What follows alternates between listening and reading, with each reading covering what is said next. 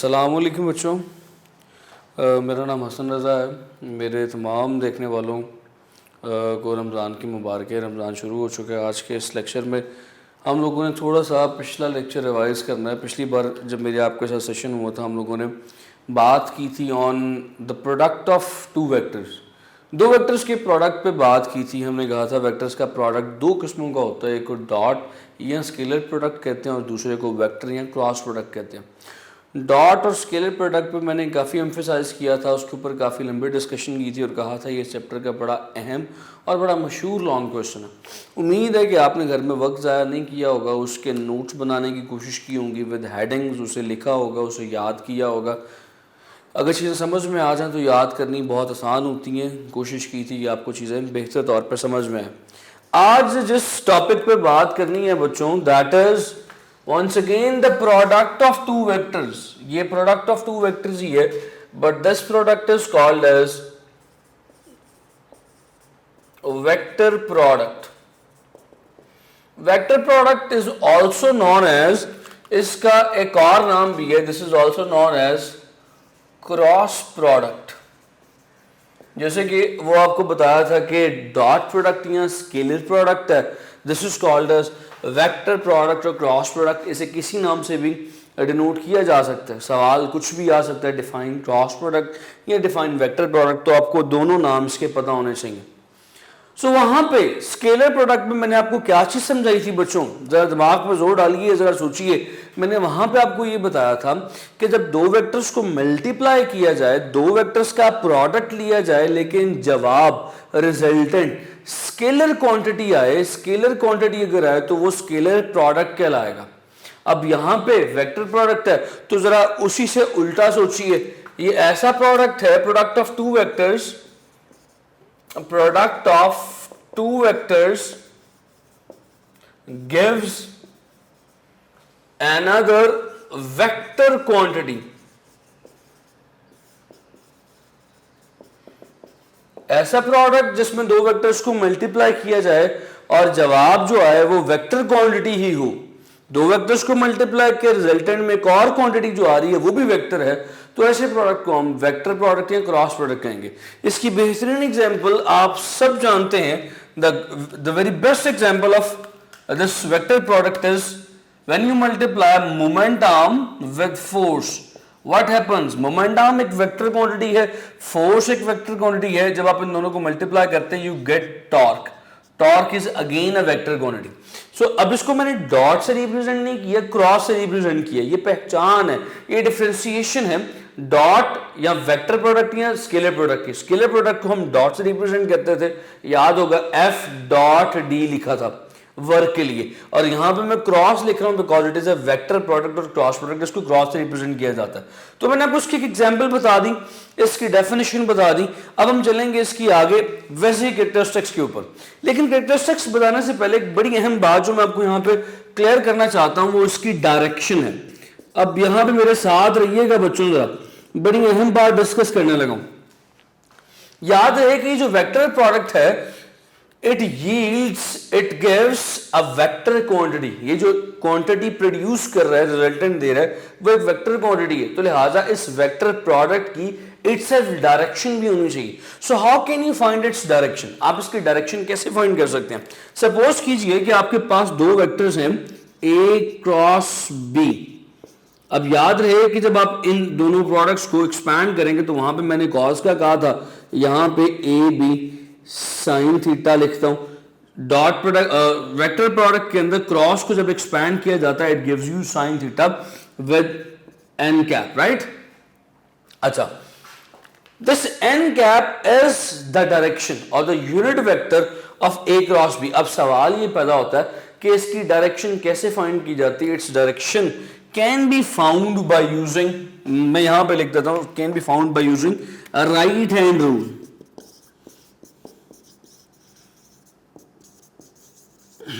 Direction of cross product can be found by using right hand rule.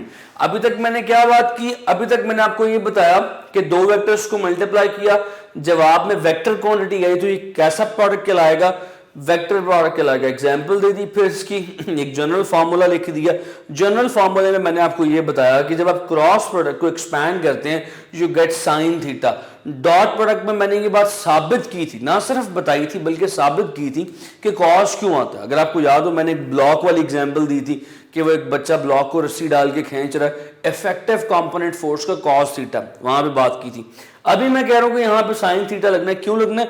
थोड़ा सा wait कीजिएगा, आज के इंशाल्लाह कल के लेक्चर में मैं आपको बता दूंगा साइन क्यों आता है, क्रॉस प्रोडक्ट में साइन क्यों लगता है। खैर साइन लग के साथ ही N cap is a unit vector which gives you the direction of A cross B. इस एन कैप की डायरेक्शन खुद कहां पे है वो फाइंड की जाती है using right hand rule.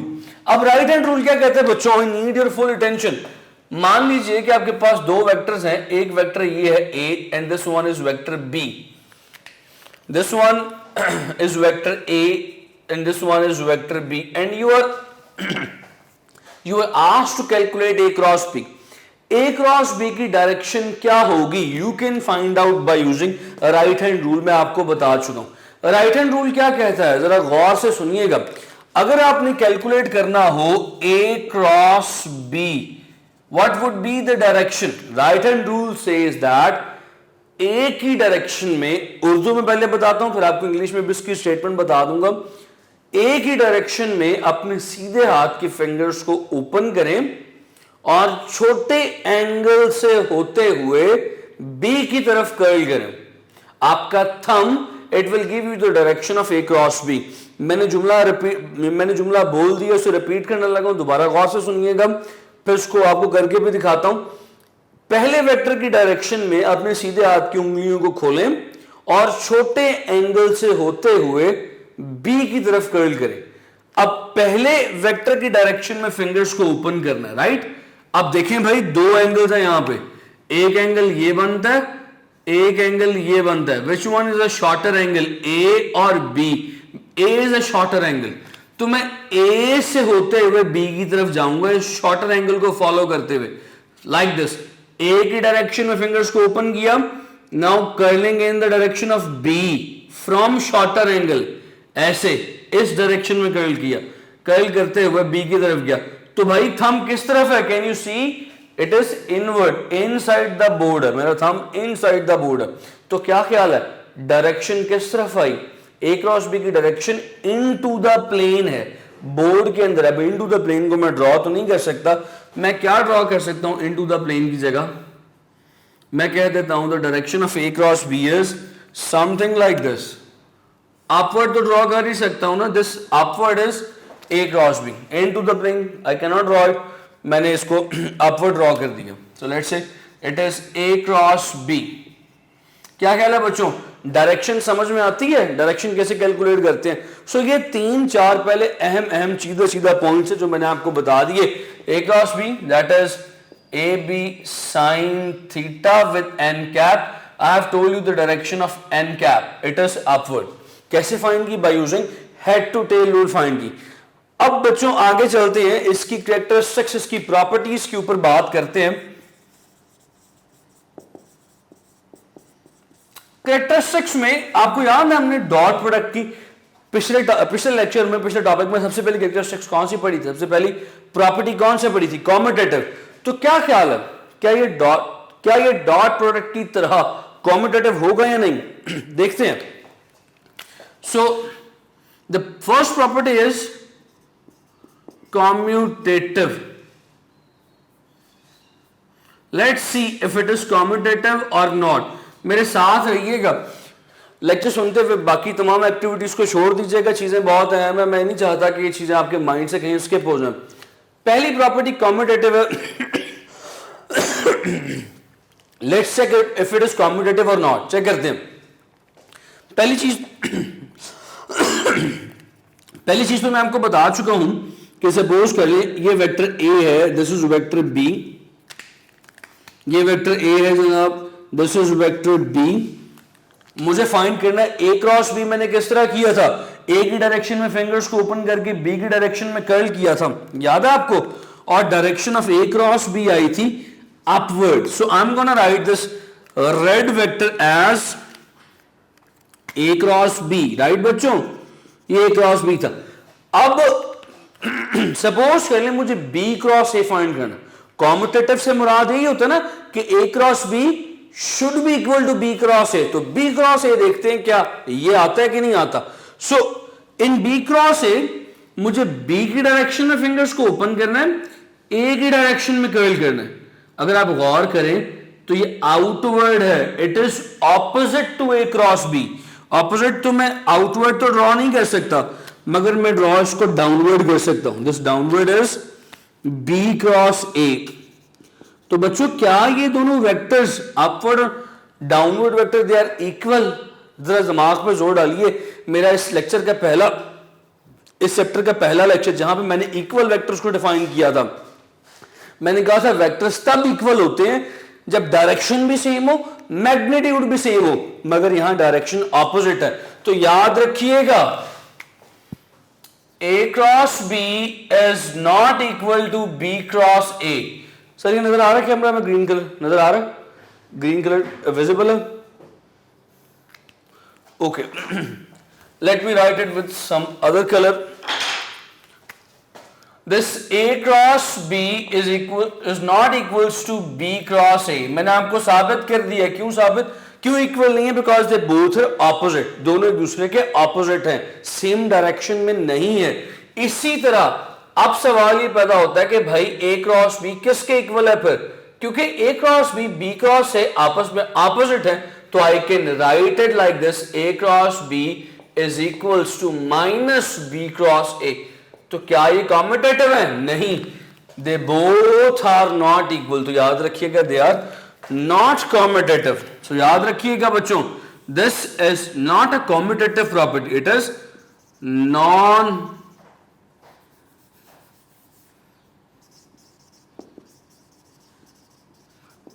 Commutative property. क्या ख्याल है बच्चों, बात समझ में आती है? सो पहली प्रॉपर्टी क्रॉस प्रोडक्ट की, पहली property cross product is a non commutative product. ये नॉन कॉम्यूटेटिव है। बात समझ में आती है बच्चों? Got this point? अगर मैं इससे आगे बढ़ूं, इससे एक कदम आगे चलूं, ये मैंने आपको पहली प्रॉपर्टी बताई। Now let's talk about the second property, when this product is going to be maximum. ये मैक्सिमम कब होगा बच्चों? इस प्रोडक्ट को मैक्सिमाइज करना है। आई नो दैट कि ए क्रॉस बी जो है वो डिपेंड करता है ए बी साइन थीटा पे। अब मैं साथ एन यूनिट वेक्टर नहीं लिख रहा, वो एन कैप जो मैं लिखता था ना वो मैंने लिख रहा है, क्योंकि मैं इस वक्त सिर्फ मैग्नीट्यूड की बात कर रहा हूं। ये साइन थीटा पे डिपेंड करता है। तो साइन थीटा अगर मैक्सिमम हो जाए, अगर ये साइन थीटा की value if this sine theta becomes maximum, तो मेरा क्रॉस प्रोडक्ट भी मैक्सिमम हो जाएगा। अब जरा दिमाग पर जोर डालिए और मुझे बताइए कि साइन थीटा मैक्सिमम कब होता है? This sine theta maximum when theta becomes 90 degree. जब दोनों वेक्टर्स परपेंडिकुलर हो जाएं तब ये प्रोडक्ट मैक्सिमम हो जाता है। So this sine 90 becomes 1। अब अगर मैं इसकी वैल्यूज पुट करूं तो साथ लिखा जाएगा A cross B is equals to A B sine 90। अब साथ इसकी एन कैप लिख देता हूं, इसका यूनिट वेक्टर लिख देता हूं, बिकॉज आगे मुझे आपको एक बड़ी अहम चीज समझानी है। सो साइन 90 बिकम्स 1, ये हो जाएगा A cross B is equals to A B into N cap. Sine 90 is 1। N cap याद रहे कि यूनिट वेक्टर, इसका काम सिर्फ डायरेक्शन बताना है। The product now become maximum. So आपको ये बात पता चल गई प्यारे बच्चों कि it becomes the cross product, the vector product becomes maximum when the two vectors are perpendicular to each other. जब दोनों वेक्टर्स के दरमियान थीटा 90 डिग्री हो जाए तब क्रॉस प्रोडक्ट या वेक्टर प्रोडक्ट मैक्सिमम हो जाता है। इसकी बेहतरीन एग्जांपल मैं आपको देता हूं टॉर्क की। जरा सोचिए टॉर्क कब मैक्सिमम होता है? सपोज कर लीजिए, या बेहतर एग्जांपल देता हूं, सपोज कर लीजिए कि ये एक दरवाजा जिसे यूं खोला जा सकता है, तो the torque will become maximum कि जब ये मोमेंट आर्म है, ये the wood you can see here it is wood, ये मोमेंट आर्म है, this moment arm becomes perpendicular to the force. जब force, can you see my finger here, मेरी finger और ये जो वुड है, वुडन ब्लॉक जो है they are perpendicular to each other, that means ये मोमेंट आर्म और फोर्स आपस में परपेंडिकुलर है। इस सूरत में जब मैं फोर्स लगाऊंगा तो टॉर्क मैक्सिमम होगा, टर्निंग इफेक्ट मैक्सिमम होगा। पॉइंट समझ रहे हैं? सो द क्रॉस प्रोडक्ट और the vector product becomes maximum when the angle between two vectors is 90 degree और the two vectors are perpendicular to each other. So ये तो vectors की बात हो गई। अब अगली बात करते हैं, मैं पीछे लिख देता हूं दोबारा। अब अगली बात करते हैं यूनिट वेक्टर्स पे, क्या ख्याल है? जैसे हमने डॉट प्रोडक्ट के केस में बात की थी, यूनिट वेक्टर्स को डिस्कस किया था। 7 साल लिखते चले जाएं, अगर अभी तक नहीं लिखा तो वीडियो को रिवाइंड करके लिख के नोट्स बना के फिर आगे मूव कीजिएगा।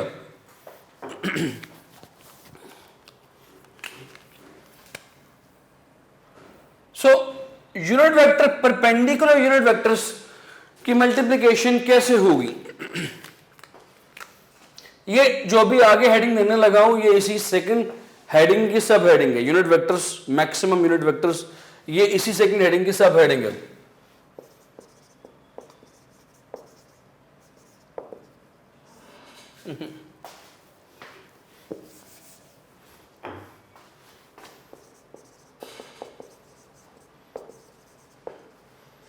सो यूनिट वेक्टर्स में तो पहले तो आप ड्रॉ करें तमाम यूनिट वेक्टर्स को। सपोज कर लीजिए कि ये आपके पास 3 यूनिट वेक्टर्स हैं।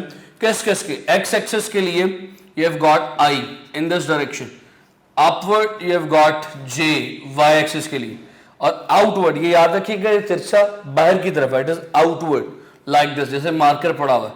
so it is for K z axis के लिए। मान लीजिए बच्चों के मुझे कैलकुलेट करना है, परपेंडिकुलर की बात हो रही है, मुझे कैलकुलेट करना है I क्रॉस J। अब मुझे यहां पे क्रॉस लगाना है because I am going to calculate the cross product. Let me write it little bit bigger. I need to calculate I cross J. So what do you think, क्या आएगा? इतना मुझे पता है कि आई और J they are perpendicular to each other. Even ये तमाम वेक्टर्स, तमाम यूनिट वेक्टर्स एक दूसरे के म्यूचुअली परपेंडिकुलर है, तो जवाब मैक्सिमम आएगा। मगर जो जवाब आएगा उसकी डायरेक्शन क्या होगी? How can you calculate? Same वही तरीका जो मैंने भी आपको डायरेक्शन कैलकुलेट करने के लिए बताया, by using right hand rule. I की डायरेक्शन में फिंगर्स को ओपन करें, जे की डायरेक्शन में कर्ल करें। ये किस तरफ है थंब मेरा? आपकी तरफ, आउटवर्ड है। तो आउटवर्ड कौन सी एक्सिस है? जेड एक्सिस, अभी बताया था। जेड एक्सिस के लिए यूनिट वेक्टर कौन सा है? के। सो याद रखिएगा आई क्रॉस जे गिव्स यू के। क्या ख्याल है? बात समझ में आती है? अब अगले के ऊपर है। अब J और K का लें, J cross K will give you, J is upward, ऐसे ही है, K बाहर की तरफ है, तो कुछ इस तरह से करते हैं, अपवर्ड J, K बाहर की तरफ, J क्रॉस K। तो क्या ये I की डायरेक्शन में नहीं है? सो J cross K will give you I।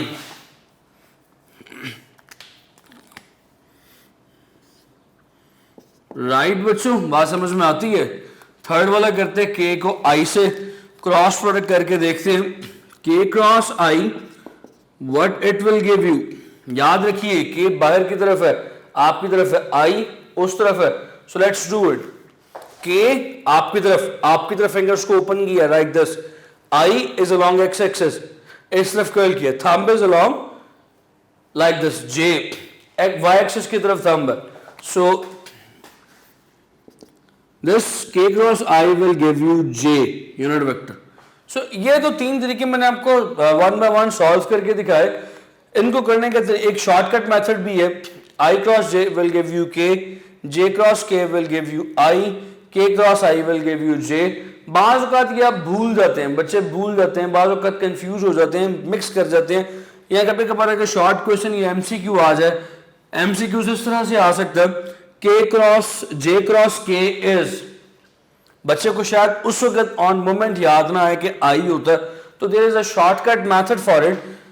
Shortcut method क्या है मैं आपको अभी करके दिखाता हूं। Let's draw a circle here, let's cut the circle into 3 segments. इस सर्कल को 3 सेगमेंट्स में काटते हैं इस तरह से कि एंटी क्लॉकवाइज 3 पैथ्स बन जाएं सर्कल के, लाइक दिस।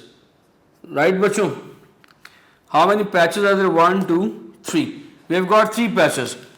अब हर पैच को एक नाम दे दें, इसको I, इस पैच को J और इस पैच को K। अब अगर आप सर्कल की डायरेक्शन में मूव कर रहे हैं तो वही प्रोडक्ट होगा। समझाता हूं कैसे। I को J से मल्टीप्लाई करें, I से अगला क्या है J, I को J से मल्टीप्लाई करें, जवाब आएगा K। Can you see it, I J K। अब J को K से मल्टीप्लाई करें, जवाब क्या आएगा I। J को K से मल्टीप्लाई करें, जवाब क्या आ गया I।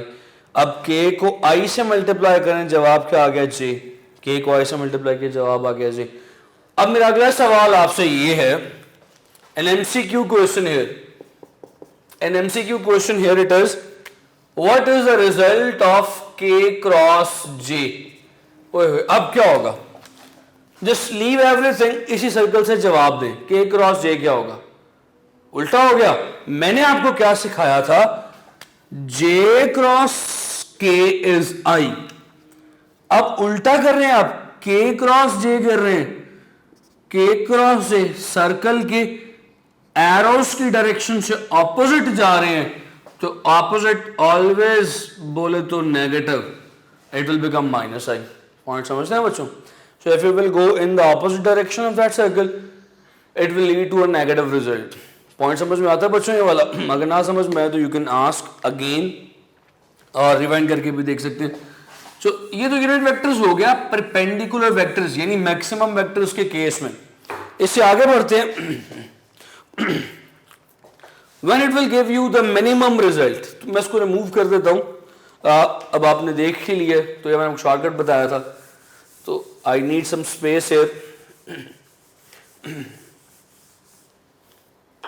So the next thing is, when this vector product is going to be minimum, third heading, minimum कब होगा बच्चों, सोचिए जरा। सोचने की जरूरत नहीं है, आप सोचे बगैर भी जवाब दे सकते हैं। 90% आबादी हमारी बगैर सोचे जवाब देती है। So A cross B is AB sine theta into n cap, right बच्चों। जिस तरह मैंने पहले बताया था आपको कि A क्रॉस B जो है AB sine theta, it depends on sine theta, sine theta पे डिपेंड करता है। बात करनी है मिनिमम की, साइन की वैल्यू, जो sine theta, when this sine theta will become minimum. ये मिनिमम कब होगा, ये मिनिमम तब होता है जब थीटा बिकम्स 180 डिग्री और थीटा बिकम्स 0 डिग्री। आपको पता है इसे क्या कहते हैं, जब थीटा 180 डिग्री हो जाए, इसका मतलब क्या, थीटा 180 डिग्री का मतलब ये है बच्चों कि अगर एक वेक्टर राइट साइड पे है तो दूसरा वेक्टर लेफ्ट साइड पे होगा। देखिए अपन दोनों के दरमियान एंगल कितना, ये अगर वेक्टर A है, ये वेक्टर B है, the angle between them is 180 degree. And do you know what we call it, इसे हम क्या कहते हैं, इसे कहते हैं एंटी पैरेलल। तो जब वेक्टर्स आपस में एंटी पैरेलल हो जाएं, और 0 डिग्री का मैं आपको पहले बता चुका हूं, जब वेक्टर्स आपस में पैरेलल हो जाएं, तो ये cross product it will become minimum. Minimum होता है, देखते हैं मिनिमम कैसे होता है। Let's see it. Values put की, A cross B is equals to AB sine, let's say 0 की बात कर रहे हैं, into n cap. Do you know what is sine 0 बच्चों, साइन 0 इज 0 इटसेल्फ। तो क्या आएगा, A cross B is equals to AB sin 0 is 0 into n cap, that means null vector। null vector आ गया। पॉइंट समझते हैं बच्चों, यहां पे इसका जवाब null vector आएगा। यानी कि अगर आप दो ऐसे वेक्टर्स को मल्टीप्लाई कर रहे हैं जो या तो आपस में पैरेलल हैं, एक ही डायरेक्शन में, या एंटी पैरेलल हैं, उनका जवाब null vector आता है। यू विल नॉट से 0, यहां पे 0 नहीं कहेंगे, null vector कहेंगे, क्योंकि 0 एक स्केलर क्वांटिटी है और आपको पता है वेक्टर प्रोडक्ट का जवाब स्केलर नहीं आता, वेक्टर आता है। सो यू विल से 0, not you will say null vector, you will not say 0। ठीक है जी, इससे आगे चलते हैं। इसी थर्ड हेडिंग की एक सब हेडिंग है, मैं नाम लेता हूं शायद आपकी पुरानी यादें पिछले लेक्चर की ताजा हो जाए। That is self vector product. आपको याद होगा मैंने पिछले लेक्चर में जब मैं डॉट प्रोडक्ट पढ़ा रहा था तब मैंने पढ़ाया था सेल्फ स्केलर प्रोडक्ट। अब पढ़ाने लगा हूं सेल्फ वेक्टर प्रोडक्ट, यानी एक वेक्टर का खुद ही के साथ क्रॉस प्रोडक्ट या वेक्टर प्रोडक्ट लिया जाए तो क्या होगा। सो देखिएगा, I am going to calculate A cross A. Now A को ए से मल्टीप्लाई करूंगा, so A into A sine of theta into N cap. क्या ख्याल है, कुछ ऐसी कहानी ही होगी। सो मल्टीप्लाई करके देखते हैं, एक वेक्टर का खुद ही के साथ क्या एंगल होता है, एक वेक्टर खुद ही के साथ पैरेलल होता है, थीटा बिकम्स 0 डिग्री। सेम ये कहानी, A cross A is equals to a into a sin of 0 into n cap। Sign 0 अभी बता चुका हूं कि साइन मिनिमम यानी 0 होता है, साइन 0 इज 0, और a cross a is equals to a into 0 into 1 cap. 0 multiply हुआ, साथ डायरेक्शन है, so a cross a becomes null vector. अब याद रहे बच्चों, यहां पे बहुत सारे लोग एक मिसकॉन्सेप्शन का शिकार होते हैं। आप बहुत सारी जगह पे एक बात गलत सुनेंगे, वो आप ये सुनेंगे कि अक्सर लोग ये कहते हैं कि सेल्फ वेक्टर प्रोडक्ट एग्जिस्ट नहीं करता। ऐसा नहीं है, सेल्फ वेक्टर प्रोडक्ट एग्जिस्ट करता है और सेल्फ वेक्टर प्रोडक्ट का रिजल्ट नल वेक्टर है। याद रखिएगा, self vector product gives you null vector, जैसे मैंने भी आपको करके दिखाया। So these are the 3 properties. इससे अगर हम आगे चलें, आगे मूव ऑन करें, I have space, I can write it here. इससे आगे अगर मैं चलूं तो जो 4th प्रॉपर्टी है दैट इज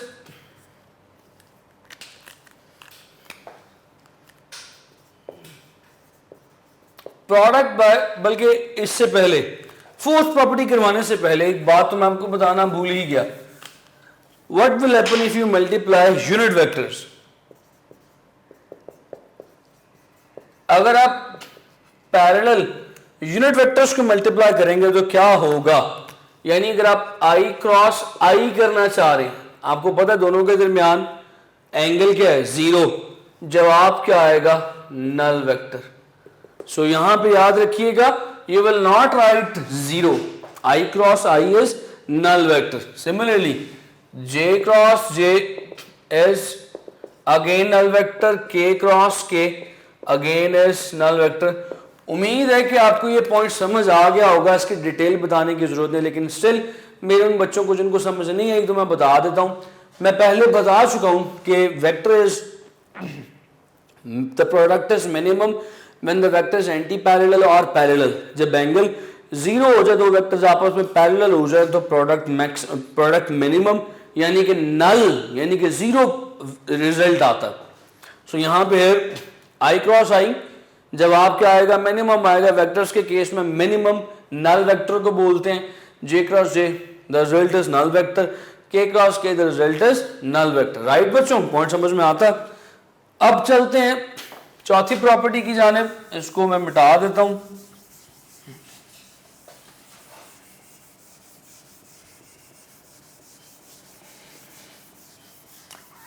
चौथी प्रॉपर्टी मेरी वो बच्चे मेरे बताने से पहले ही शायद पिक कर जाए जो मैथमेटिक्स के स्टूडेंट्स हैं। मैथमेटिक्स फर्स्ट ईयर में जो बच्चे पढ़ रहे हैं, कैलकुलस जो बच्चे पढ़ रहे हैं, उन्होंने 3rd चैप्टर पढ़ा होगा या अभी पढ़ेंगे, दैट इज ऑन मैट्रिसेस। लेकिन परेशान होने की बात नहीं है, मेरे वो बच्चे जो इस वक्त बायो पढ़ रहे हैं, मेडिकल के बच्चे हैं, उन्हें भी मेरी बात इक्वली समझ आएगी। क्यों? क्योंकि बिकॉज आप in your 9th class, in your 10th class you have studied matrix. So परेशान मत होइएगा, तवज्जो के साथ साथ साथ सुनिएगा। द 4th प्रॉपर्टी इज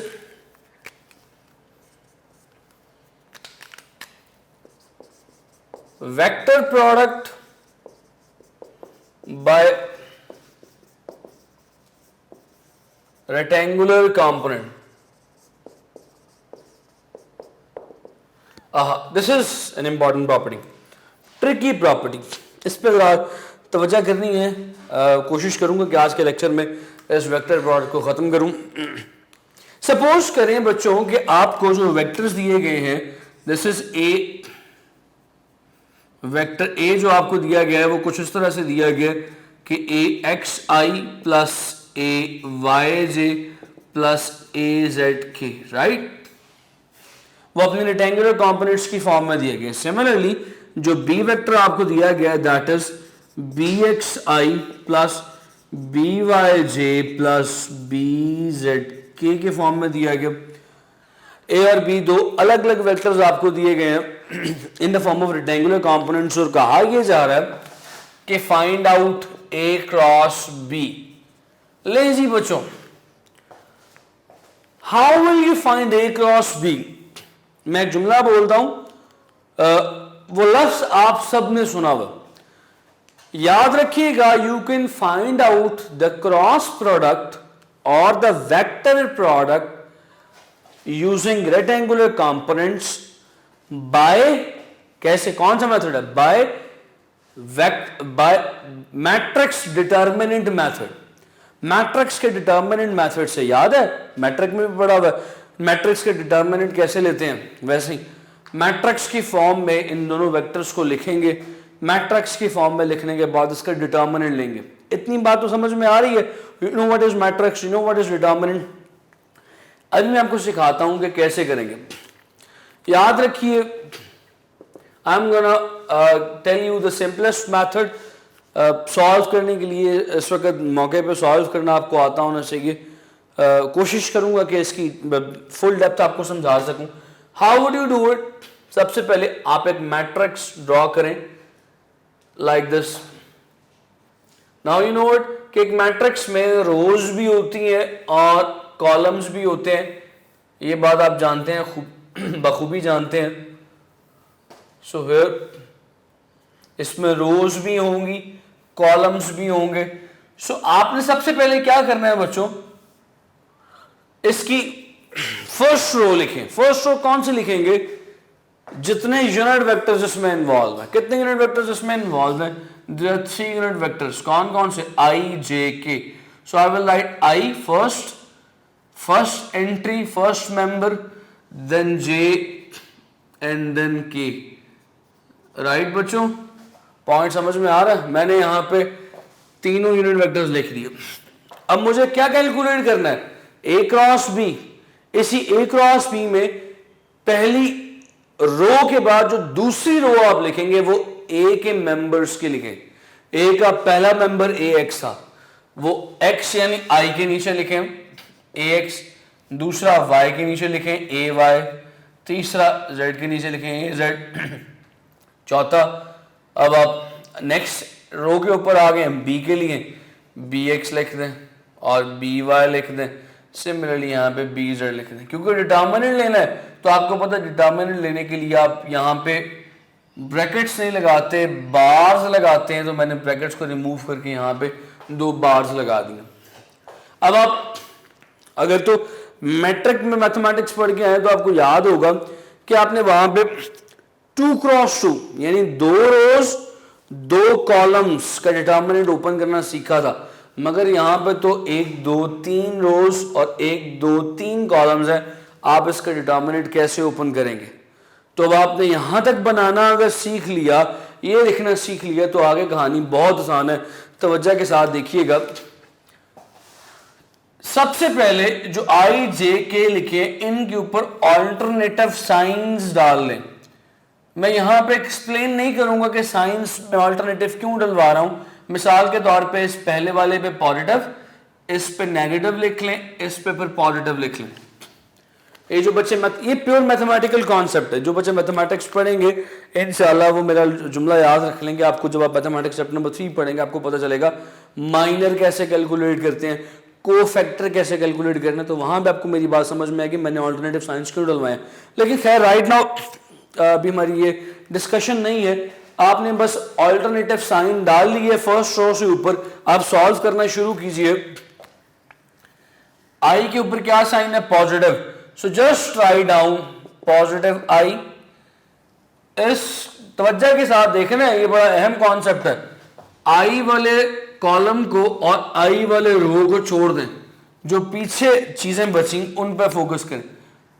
ये जो चीजें बची पीछे, इसे लिख दीजिए आई, बार्स लगाई A Y B Y, right, A Z B Z, bars close. मैं आपकी शायद 2-3 मिनट आज के लेक्चर के एक्स्ट्रा ले जाऊं, मुझे इसको जरा वाइंड अप करना है। फिर क्या करें, इसको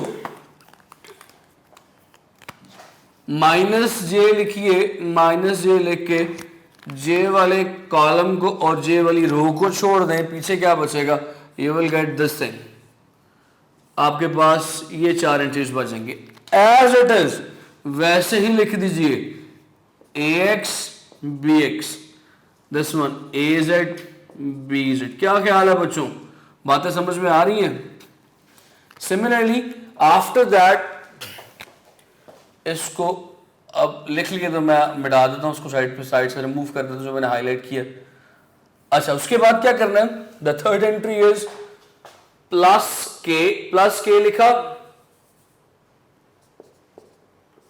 अब प्लस के लिए के वाली रो को, के वाले कॉलम को छोड़ दें, जो बाकी बचे पीछे उन्हें लिख लें। these 4 items, these 4 एंट्रीज, ये हो जाएगा A X B X A Y B Y. लिख लिया तो ले मसला आपका ऑलमोस्ट हल हो गया। अब जरा गौर करें बच्चों, तो मैंने आपके लिए वही प्रॉब्लम बना दी जो मैट्रिक में थी, यानी ये 2x2 के ऑर्डर का एक मैट्रिक्स है, अब इसको सॉल्व करना है, मसला ही कोई नहीं, it will take 2 minutes. Plus I as it is लिखा, ब्रैकेट लगाएं। आपको पता कैसे किया करते थे, डायगोनल मैट्रिक्स को मल्टीप्लाई करके सेकेंडरी डायगोनल में से सबट्रैक्ट किया करते थे। So do that same thing. ये हो जाएगा A Y B Z minus A Z B Y. क्या ख्याल है? अब मैं डायरेक्टली सारे लिखता चला जाता हूं, देन माइनस जे, इनको मल्टीप्लाई किया A X B Z minus B X A Z, unit vector साथ आ गया, प्लस के, ये हो जाएगा ए एक्स बी वाई, इन दोनों को मल्टीप्लाई किया minus B X A Y, right बच्चों? So this will be your the vector product, जिसमें इसको सॉल्व करेंगे, इसके साथ आई लिखा जाएगा, इसको सॉल्व करेंगे, इसके साथ जे लिखा जाएगा, इसको सॉल्व करेंगे, इसके साथ के लिखा जाएगा। अब अगर आप परेशान हो रहे हैं कि मैंने क्या करके दिखा दिया, तो मैं आपको इंशाल्लाह नेक्स्ट लेक्चर में, नेक्स्ट टॉपिक करवाने से पहले इसके एक एग्जाम्पल करवा के दिखाऊंगा। एग्जाम्पल करवाने के बाद आगे चलूंगा। अभी मुझे 1 मिनट के अंदर जरा एक छोटी सी बात और करनी है, ये होगी how much, these are the 4 properties. Let's talk about the last property in a single minute. That last property is, 5वीं प्रॉपर्टी जो है, दैट इज समथिंग। 5वीं प्रॉपर्टी की स्टेटमेंट लिखता हूं, फिर उसे समझाता हूं। 5th प्रॉपर्टी कहती है, इन vector product the area of parallelogram gives the magnitude। मुश्किल बात हो गई थोड़ी सी, एक जुमले की बात है, I'm gonna wind it up। In vector product the area of parallelogram gives the magnitude। इसका क्या मतलब है? देखिए जरा, सपोज कीजिए कि आपके पास जो 2 वेक्टर्स हैं, एक वेक्टर है ये this one A and this one is vector B, ये एक पैरेललोग्राम बना रहे हैं। पैरेललोग्राम से क्या मुराद है, अगर आप इस ए का एक अक्स यहां बनाएं, समथिंग लाइक दिस, ए की रिफ्लेक्शन यहां बनाए और बी की रिफ्लेक्शन यहां बनाए, तो यू कैन सी हियर ये जो एक शेप बन रही है, this is called as parallelogram. आप इंटरनेट पर सर्च करके देख सकते हैं what is parallelogram, something like this, एक ऐसी figure, this is called parallelogram, right? तो एक ऐसी फिगर बन रही है। इस पैरेललोग्राम के अंदर जो एरिया आता है, अगर हम इसका एरिया फाइंड कर लें, this will give you the magnitude, मिकदार, value of A cross B. Point समझ रहे हैं बच्चों? So these are the 5 properties. मेरा लेक्चर सुनने के बाद दोबारा सुनिएगा क्योंकि टॉपिक बहुत अहम था। जैसा टॉपिक आपका डॉट प्रोडक्ट का पिछला अहम था, समझ लीजिए कि उससे भी शायद ये ज़्यादा अहम, इम्पॉर्टेंट और क्रिटिकल और टेक्निकल टॉपिक है। इसमें किसी किस्म की कोई गुंजाइश नहीं है कि आप इसमें नॉन सीरियसनेस बरतें। आपका भी स्टार्ट है, अभी से इन टॉपिक्स पे ग्रिप कर लेंगे तो यकीन करें सारा साल बड़े सुखी रहेंगे। ये टॉपिक्स बार बार आपको टेस्ट में मिलेंगे, बार बार आपको पेपर्स में मिलेंगे, आपके कॉलेज के, आपके अकेडमी के मुख्तलिफ पेपर्स में ये टॉपिक आपको बार बार मिलेंगे। और इवन अगर आप पास्ट पेपर्स उठा के देखें तो पास्ट पेपर्स में भी टॉपिक बार बार हैं। सो इन टॉपिक्स को इजी मत दीजिएगा, घर बैठ के लेक्चर दोबारा सुनिएगा, दोबारा देखिएगा एक दफ़ा, आपको सारे टॉपिक्स के सारे कैरेक्टरिस्टिक्स इंशाल्लाह बड़ी इजीली समझ आएंगी। मुझे इजाज़त दीजिए इंशाल्लाह अगले लेक्चर तक के लिए। अपना ख्याल रखिएगा और अपने घर वालों का ख्याल रखिएगा। अल्लाह हाफ़िज़। Thank you so much.